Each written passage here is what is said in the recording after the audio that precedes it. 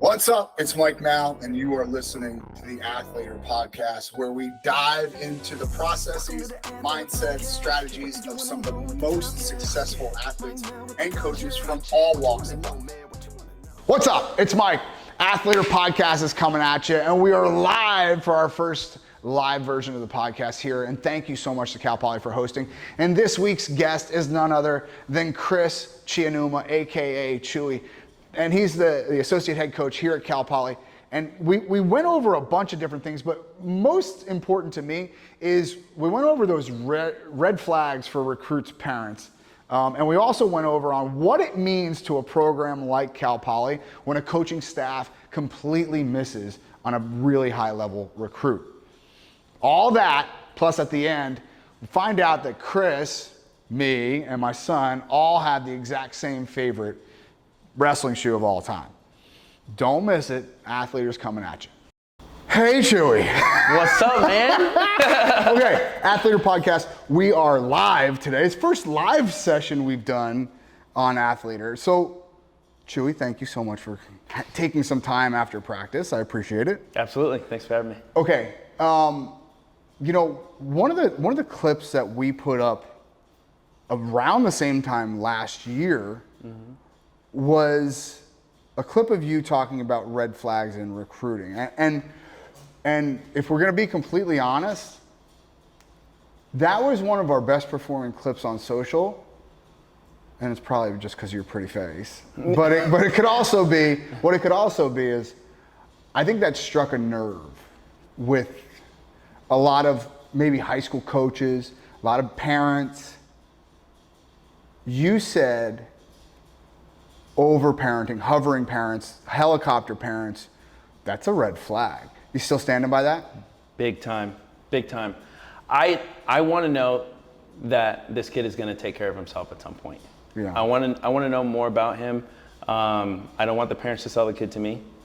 I want to figure out who this kid is. And it's usually easy, like it's best when the kid is talking about himself. If he's nervous, that's absolutely fine. Sure. If he says that I'm not capable of that's, I can work with that. But I don't know the wrestler if it's just the parents talking. How does that type of scenario, the helicopter parents that are answering every question, how does that manifest itself when they get on campus? I have to think about it a little bit, but it happens right away. Really? It's fear, it's panic that first week. It sets in where your parent's not here, all of a sudden it's you who has to talk, and now I get to figure out who you really are, and it's usually like a lot of work at first, get him up to speed, and then teaching him how to communicate and figure out how a Cal Poly wrestler operates in our room and with our coaching staff. It's usually a lot more work than starting off on the same page together as a coach and an athlete. So what does that look like in the recruiting process? And then do you just, not that you ignore the kid, but do you just kind of go, oh, well, that kid's good, right? Like, do you just leave him alone, or? No, I don't leave him alone. I try to get the information from him directly. So we're talking about kids that come to campus that don't have that hovering parent, that are kind of self-aware. How does that manifest itself when they get to campus? So the right kid. The right kid. Yeah. Oh my word. It's like, you know a good person. You know a friend when you talk to one. Okay. Like, and that's what it feels like. It feels like a good friend. Like we're open and honest about each other right away, about our shortcomings, about our strengths and things like that. It's just upfront. That's just two honest human beings being able to get to work right away. That's super clear.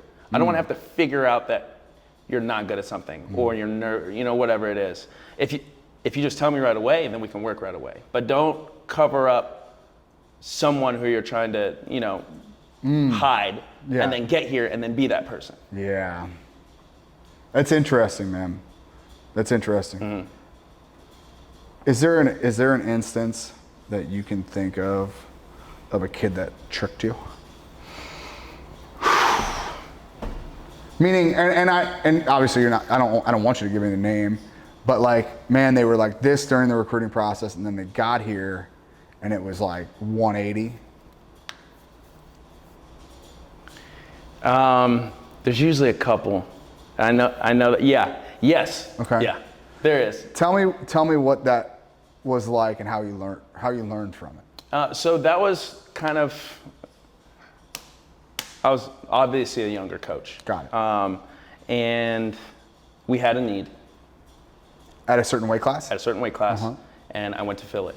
And I was not paying attention to red flags at the time. You were just filling a hole, hell or high water. Yeah.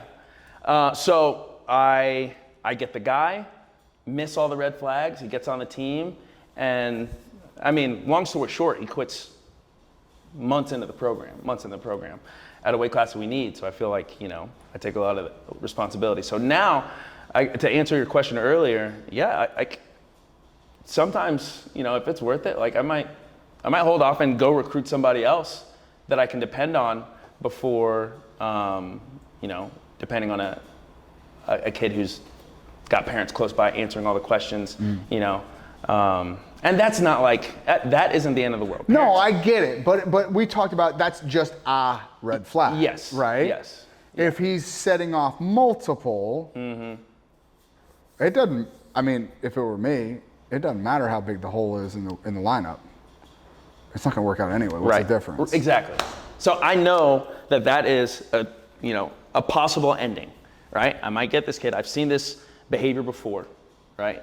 At some point, I'm gonna figure out who he really is, and he's gonna figure out who we really are, and he's either gonna have to adjust or quit, and usually that adjusting process is too much. That's interesting.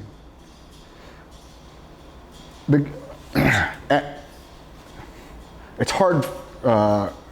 Okay, so before this, you were at Army, yeah? Mm-hmm. And then before that, you were. Oof. Where were you? Ouachita Baptist University. Okay. So it's hard for me to ask you this because you have a perspective of military academy and then Cal Poly. Very different things, for sure. But it's not the same as even like Illinois. It's a big sports school, right? Like, we want to talk about Penn State, you want to talk about Michigan. Yeah, those are huge sports schools. What is the impact of missing on a kid? Dude. I know, but I know you don't have to really talk to me. Yeah. You're really talking to the parents out there that have no idea how impactful it is to miss. That really good question. Really good question. I think it's going to be eye-opening for a lot of people. But I love. Everyone always says good question. You do. So we are not fully funded. Our money is best spent in state. Why? Because it's half the price. Because it's half the price. It's half the price. It's half the price in state. So our money goes further. Much further. So, shoot, like missing out of state is one thing. Missing in state is another. But you miss on a recruit, and all of a sudden, it's not like you miss and you have one or even two or even one other guy at the weight class. Like we miss, and all of a sudden it's a hole in our lineup. And then you have a hole in your lineup, and you go and try to duel a team that's similar. Yeah. Similar to you. Sure. And you give up a consistent 3 and maybe even 6. When you talk about hole, like it's usually 5 to 6, and that's a big weight to carry to try to win a duel. And shoot, John's been here years where we haven't won duels, and it's been a tough journey to like. It's a tough road, man. Oh my gosh, 2 years straight. I know. So I got here, I think during that second year, we lost every duel and slowly learned about red flags, about like holes in lineups and like what exactly we need, and just the type of wrestler we're looking for. But yeah, if we miss, it's bad. And missing is usually for us, it's a guy who's not ready to like build a program. It sounds a little weird, but I don't know what you mean by that. We need teammates. We need teammates first, and then we can have the blue chip wrestlers. So we need everyone to pull this program forward. That means going above and beyond with yeah, we can have superstars, but we need selflessness. We need teammates to help bring our performance out to the mat from a team standpoint. So once we started having that, we started seeing a little bit more success. People started carrying the CP logo with more pride. We have more fans coming. We have more donors showing up. Like all of a sudden we have a product at a big level. Obviously, at the end of the year, All-Americans is what you want. Right. Now that we have all of our holes filled and we have a deep lineup, we can start climbing the recruiting polls on like the superstars that we need to have in order to get more guys on the podium. So we finally have the depth on our team. Now it's about finding the best guys in California. And you're always going to recruit California first. I have to. That's the job. Yeah. Because that's another thing. For such a highly esteemed academic school, it's very affordable. People don't realize that. Like they think of it as like the Stanford and, well, yeah, okay, but it's like 13 grand, right? Yep. Everything, tuition's like 13 grand. Everything, it's about, call it 30. And that's including like meals, everything, housing, like everything. In 2024, in the state of California, that's a bargain. Yep. Right? And people don't realize that. I mean, maybe they do. What about out of state? 50, close to 55. Okay. So that's getting up there, right? Getting up there. But like, when you're talking about some of these, I don't know how they survive. I have one in mind, and the head coach just stepped down recently, but it's $75,000. In-state, out-of-state, don't matter. And they have 4 scholarships. God. How do you, I don't know how it's the economics of this sport that interests me, especially, and we're going to get into NIL in a second, and how that's changing and how that's, it's just this amalgamation of whatever. But I think the interesting part to me is understanding what makes mid-majors tick, what makes Power Fives tick. I don't know that I'd like to be at a Power Five right now. There's pros and cons. Oh yeah. Right? But I'm not sure that I'd like to be at Nebraska right now. I don't know. I don't talk to Manning very often. I spoke to him a couple weeks ago, but that was the first time in like 2 years. Okay? I don't speak to him very often. I speak to you guys a lot more. And maybe it's just because I'm hearing from John more and hearing from you more. But it seems like having, and you guys talked to the kids about it today. Yeah. You're in a good place because you raise your own money, right? Like you don't have to worry about, is the administration going to cut budgets? Yeah. Talk to me a little bit about that and how that, and I know you're not, John's fundraising, eyeballs deep in fundraising, but I know that you understand it. Tell me about what it's like to become self-sufficient as a program. It's difficult. It takes buy-in from other people. All of a sudden you turn from a wrestling coach into a salesman. Yeah. You're getting out there and hustling. And that's not the reason any of us got into this. No. So you have to drop your ego. You have to get completely humble and go to people and say, hey, we have a need. Yeah. We have a need. And then, it's about selling it. It's about selling it. It's been difficult. It's been much easier because we actually have a product to sell. Sure. So what comes first? Because Because you're Okay, who comes first? Fair enough. Who comes first? Who comes first? Your alumni. The people who are whoever's proud about your team, like they come first, and you get them to buy into a dream, and then you figure out who they know, and if they can sell the dream to those people, all of a sudden you can start like multiplying your reach from, the proud alumni and their friends, and hopefully their friends, and kind of selling the dream. And then you sell the dream, you better freaking follow through. You have to follow through. So and you put specific parameters on what that means too. Yes, yeah. Because then follow through. I mean, John has done such a good job. I haven't seen anyone do it at a high level. Had a 5-year plan and literally nailed it. And surpassed it. So good. Was clear about how it was done. Went out, got a board, and got everyone on schedule and on the same path, and moved forward to try to get it. And did a great job of putting good people around the program. That's also another big step. So it's obviously, you start with proud alumni, but having good employees, good coworkers with that kind of hustle mindset also helps. My job was to take, I think I told you this last time, but take as much work off of John's plate so he can focus on going and doing those things. It's so important. If we don't have that, then we don't have a product. Right. Who's the biggest dark horse in a institution like this?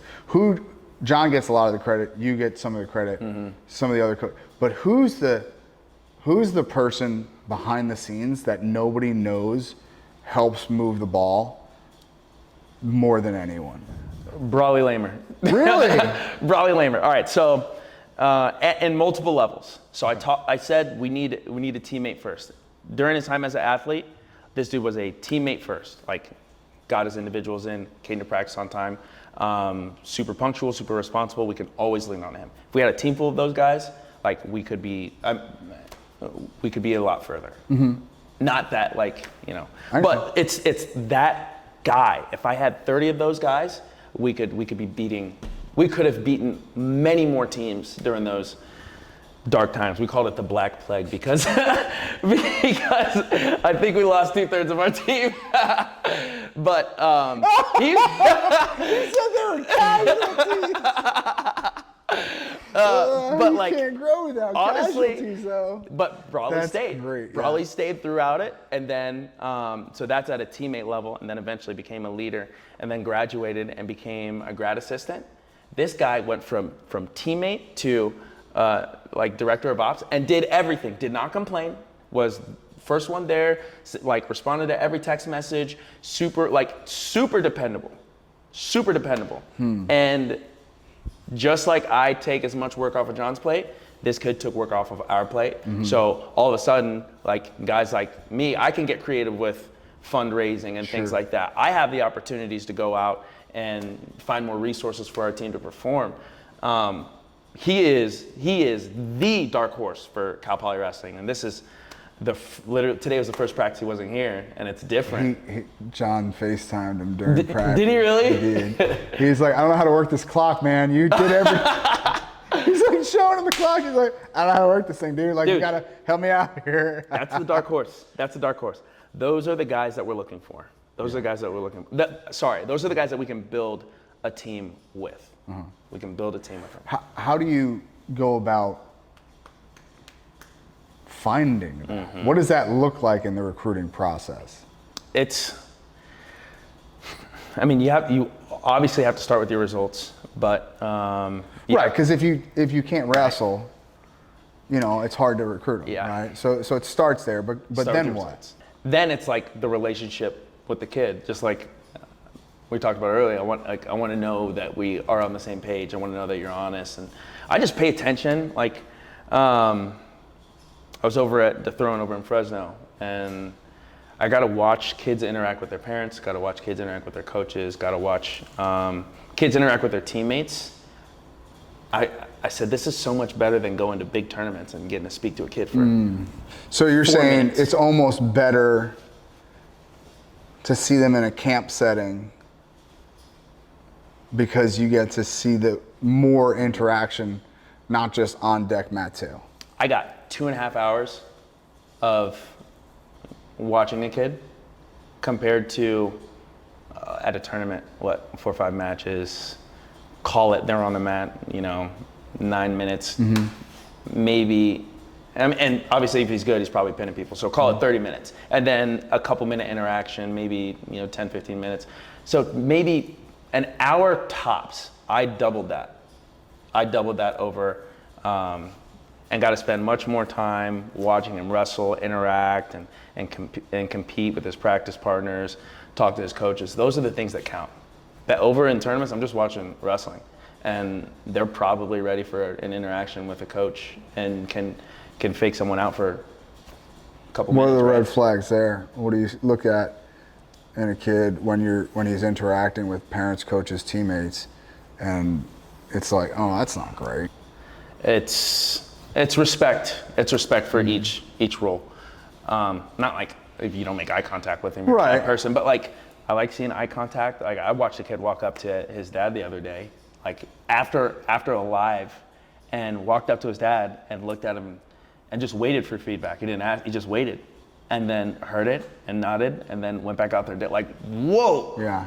There's not a lot of kids that can do that. Yeah. Like that is a great kid. That's a great kid. So you got to look at all these gems, and that kid performs at a very, very high level as well. But all of a sudden, you're willing to spend more money because you know who this kid is. Like that's the kind of kid I want on my team. Right. And then you might watch another interaction where, it's just not so favorable, and there's less respect for certain people in the room, and it's just like I don't know if my limited resources will go that far. I don't want to risk it. Yeah. These are the things that people don't tell you about the recruiting process, is that there's always eyes on you, right? The way that you kind of conduct yourself in the shadows becomes extremely important soon, right? What advice would you give to incoming sophomores? Oh, we got one. I got one. What advice would you give to an incoming sophomore, right, who's not recruitable yet, right, but will be this time next year? What advice would you give him if, middle of the road, right? About like the kid that I spoke to you about earlier. Not the greatest results, in-state, checks a couple boxes. What advice would you give him if he wanted to get more looks from colleges like Cal Poly?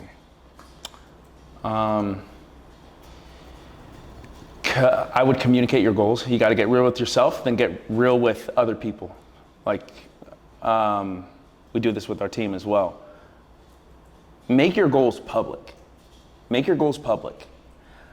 It doesn't mean it's posted on Facebook, but let your coach know, let your teammates know, and now all of a sudden you have a community of people holding you accountable so you can go. And I guarantee you're going to treat every one of them with respect, and there will be points of frustration, but eventually you'll get back on the same page. There's so much character building in that process once you let people in. You just try to do it all to yourself, then eventually you're going to be some other coach's problem in college, which stinks. But when it's a community of people, like there is no one in this room, no one on this wall who's been an All-American all by themselves. Right. No one. You start that process early on being an All-American. It's not just you and your partner. It's not just you. It's not just you and your partner. It's not you and one coach. Everyone plays a big part. And if you can practice doing that early, you will find that success in college. It's so much more than just you and the goal you set yourself. You guys do a good job of development here. How much of that is personal development? How much of it is wrestling, like literally X's and O's, wrestling development?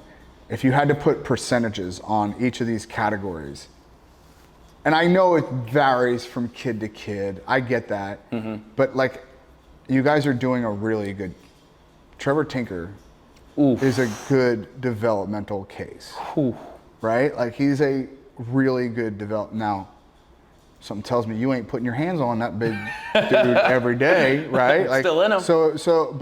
But I'm saying, like, it's not like Chewy is his guy, right? Like, because he's an upper weight, right?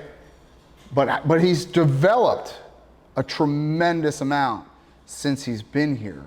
How much of a guy like Tinker is like personal development as a human? How much of it is like just learning how to wrestle? Because he learned how to wrestle here too, right? Like, it wasn't like he was a complete package coming out of high school, right? So how much of it, if you had to put percentages on it? Coming from my experience, I think there's probably zero personal development everywhere that I've gone built into the program. Here, personal development is built in, so at very minimum you will get maybe call it 20% built in. It's mandatory, 20%, and then you'll have access to as much as you want. You'll have access to 75. Guys like Tinker, he takes that 20 and runs with it. Like, we have access to Coit Cooper. We have access to our sports psychologist, and he goes and gets additional meetings with him. And I mean, when you're talking about personal growth with Tinker, you go from a kid who didn't have a lot of self-esteem when he got here, tall, skinny dude at 197, right. And then showed him where the weight room was.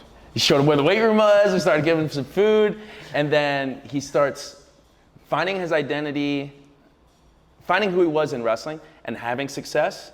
And then, like, he gets a couple pins, and all of a sudden he's like this skinny Tinker that people used to know. Now he's like, oh, you're Tinker, you're the Cal Poly wrestling heavyweight, like, on campus. And everyone starts to know him. Like, he's like, I've never had this in my entire life. Like, this has given me a lot of confidence. Like, thank you. And then, so from there, from the wrestling side of it, he goes and speaks with Coit, and he's growing as a human as well. He's growing as a human. He's so incredibly articulate. He has been before, but I don't know if he had the confidence. Yeah, like, you almost want him to grunt.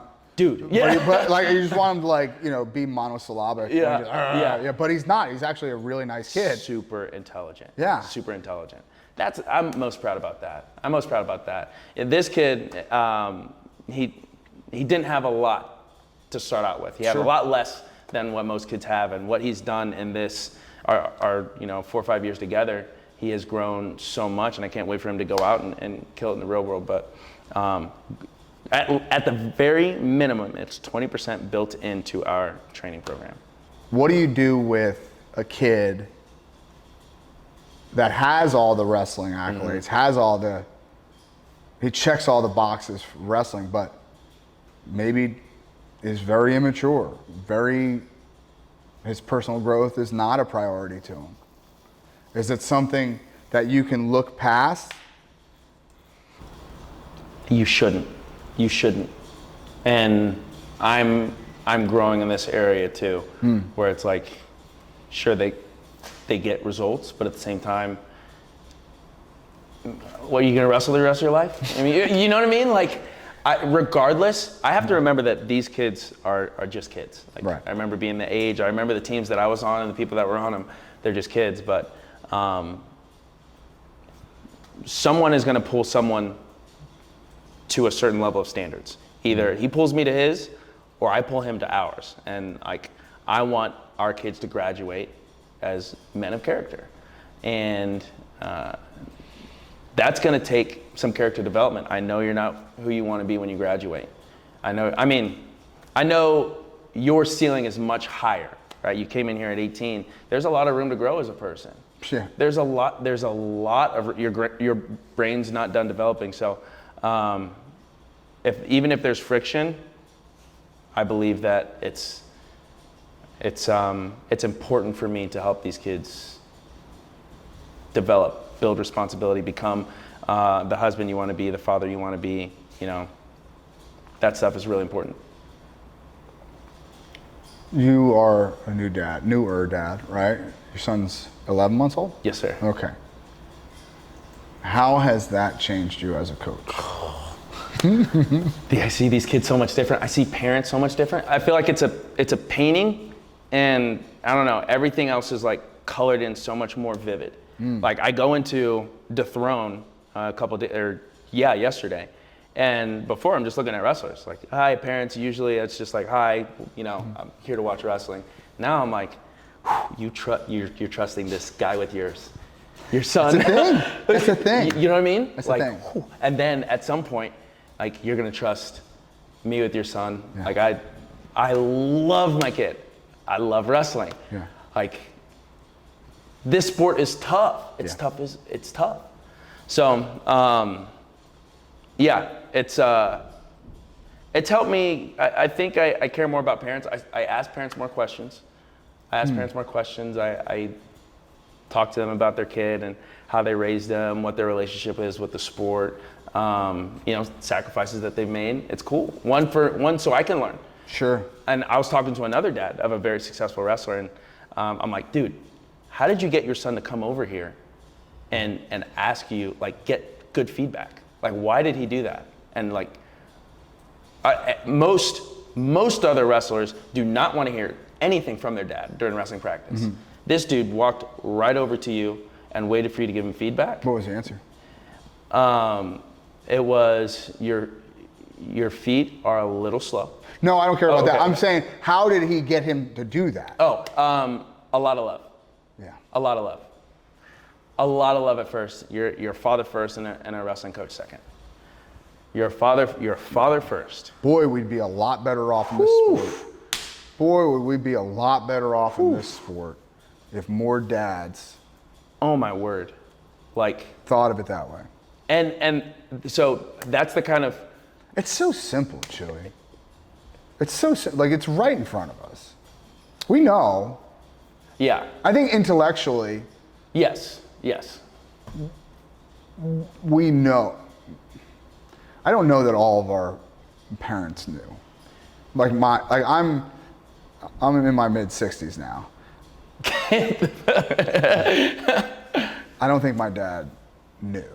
Really? But I was lucky. I don't think my dad's age knew intellectually that it's better and more productive to be a dad first and then a coach second. Now, I was lucky because my dad didn't know shit about wrestling, right? But on the baseball field, he was coach first. Oh, yeah. He was coach first, for sure. And that's the way his dad was, right? So I don't know that they knew.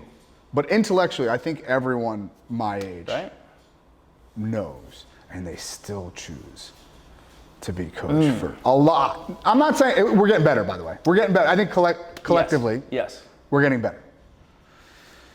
But there's a lot that choose to ignore that fact. It's eye-opening.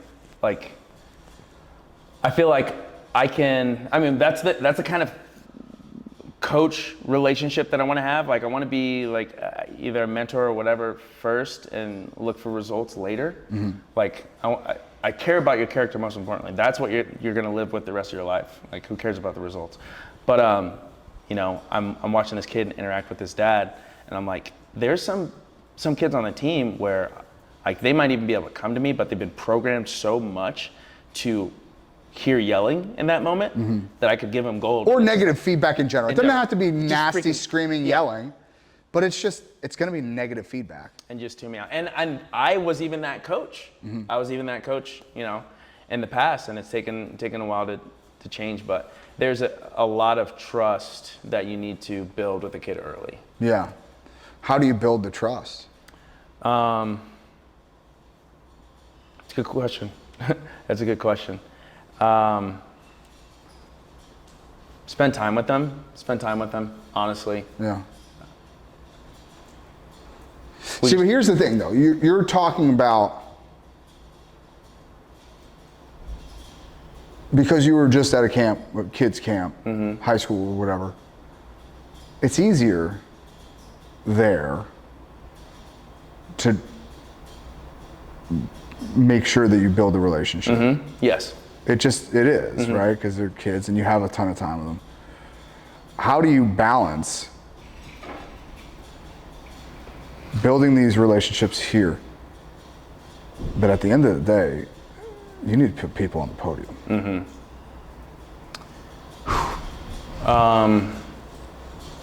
I truly believe that if we continue to improve our relationships from the individual coaches and the rest of the wrestlers on our team, and even the coaching staff together, that we all will fall on the same page and we can all move towards those goals together better. Again, no one's going to do this on their own. Not one person in this room can do this on their own. But as soon as we're honest, and as soon as, like, my wrestlers, we had one-on-one meetings, and that's another thing, one-on-one meetings, where a wrestler was like, hey, I don't respond well to getting yelled at. I don't respond well to result-oriented feedback. I don't respond well. Well, I need to change. Like, how do you respond well? That way we can get on the same page and move forward. Like, I know your goals, you know your goals. Let's do whatever it takes within our roles to move forward and get those things. So if I need to change, and if I look like a different coach for another kid, for him to get his goals, to a different kid, then let it be. Sure. But let's become those people so you can get to where you need to be.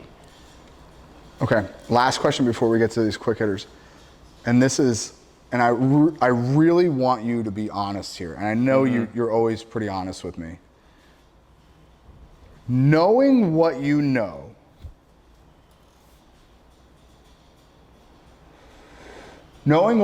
about the business of college wrestling, knowing what you know about about coaching at a mid-major, do you want to be a head coach?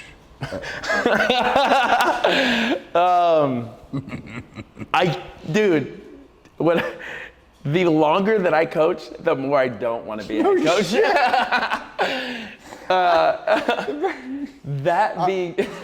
Listen, people think like, yeah, of course.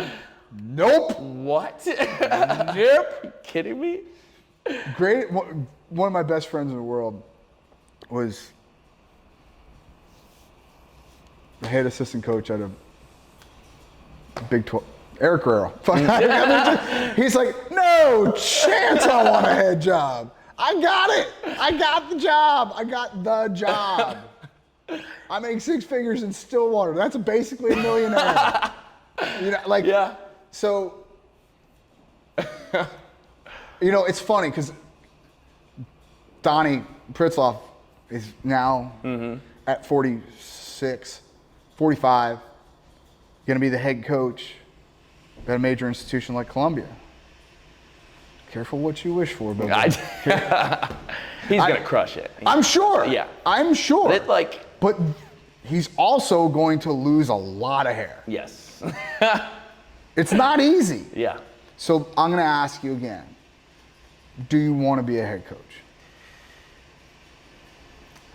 Yes, I do want to be a head coach. Not right now. Fair enough. Not right now. I believe that I'm very capable of being a head coach. Sure. But in my years of being an associate head coach, I have learned so much. And I do think that I'd be a very good head coach right away. But I still believe I have a lot more to learn and get good at. Don't we all? Yeah. And part of that is like, there's always going to be like this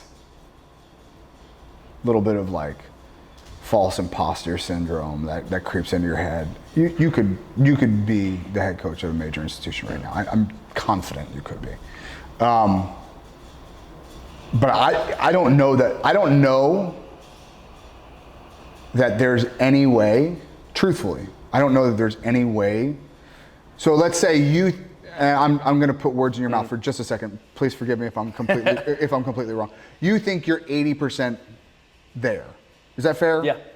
I don't know that there's a way to get that extra 20% without actually just diving in and doing it. you know, I'm not trying to get you out of here, trust me. That's not what I'm saying. But what I am saying is, for everyone else out there that listens to this, just understand that, like, there is so much that goes into being a head coach in 2024. And if you want to be successful, right? Like, if you if you want to tread water, like, I know, we both know coaches, Division I coaches, that are very happy just getting one All-American every few years, and that keeps the administration off their back. Yep. And they want to go hunting, they want to go fishing, that's it. I think being a head coach is like competing again.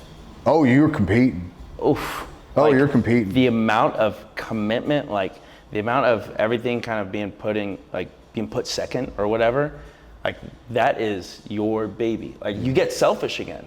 And at some point, I know that I'll have to do that to get to that last 20% and, you know, become the head coach of whatever place. But, you know, with new baby here, a couple years into marriage, like this is a good stage of life where I can pour in a family. And then at some point, when I am a head coach, like we build a good foundation where, you know, you can the dive family into supports that.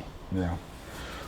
Okay, let's hit those quick hitters real quick. Hey, who's the best recruiter in all of college wrestling? Whew. Between Nate Engel. I've heard Nate. Is Nate the one that's dude, the second time? Is it? Yeah. I heard he is incredible in the living room. He is so good. He is so good. I've looked up to him as a recruiter for a while. Nate Engel and Brian Pearsall are like my two guys that I have learned a lot from. How did David get a hold of him? Oh, dude, that's like David Taylor was in Brian Pearsall's wedding. Oh, they're buddies. That close. They're buddies. Okay. They're buddies. Son of a gun. Those two are so good. Let me think of who else. That's good. That's good. Yeah. Let's leave it there, because I've heard that is esteemed company. Okay. Greatest wrestling shoe of all time. I think the Combat Speed 2s. Jack Bruno is jumping off camera right now. Is it the 2s? Yeah. The 2s? Yeah. Let's go. Yeah, so good. They're the best. So good. They're the best. Yeah. He's wearing 5s or whatever right now today. Okay. Magic wand. You can change one thing about the sport of wrestling. What is it? Like within the rule set. I don't care. Like that. Man, it's your magic wand, son. You do whatever you want with it. Oh, more West Coast teams. Oh, okay. If we could get more West Coast teams. We're getting there, right? Baptists. Yeah. Look, we're getting there. We're moving. We're moving in the right direction. But if we could have a real West Coast of wrestling. Yeah. More states, more teams in each state. Sure. Whew. Utah. I think it'd be so much. Right. UVU, like Hall's gonna do well. That's huge. Hall's gonna do well. Yeah. That's huge. But if we could start more D1 West Coast, sure. Man, I think Division I wrestling would. It's already a lot of fun, but sure, that's big. Okay, only get 4. Got to be American. Who is on your Mount Rushmore of wrestling? Oh man, I should have known this was coming. I should have prepared for this. I know. I should have. Okay, Greg Jones. Whoa! I know it's so bad. No, but it's not bad. No, it's your list. Yeah, I love hearing it. Personal. Like I used to watch this dude's film every day in high school. Me and my buddy Clarence Stanley would be like watching his doubles, and we go out and do them in competition, just over and over and over again. So Greg Jones has to be up there for me. Okay, I love it. John Smith. Kenny Monday. I know. I'm so orange. No, that's great. I'm so orange. A little biased. Okay. And this is personal. I love Dustin Slater. I learned so much watching his slide bys. Oh my gosh. Effortless. Effortless. For whatever reason, those guys made huge impacts on me. I don't know if it's like the videos that I just found or whatever, but Greg Jones and Dustin Slater I used to watch all the time. And I loved adapting their moves into my wrestling. And then Kenny Monday, John Smith, huge influences on my coaching and wrestling. Okay. Anyway, I don't know what that beeping is, so I think it's telling us that we're done now. Either way, thank you. Chewy, I appreciate you, brother. Thanks for having me. Thank you, bud. Yep. Wait, don't go anywhere. Before you hit that next button, if you enjoyed listening to this episode, do us a huge favor. Click that subscribe button, and if you're so inclined, leave a review and share it. What you wanna know, man? Welcome to the show.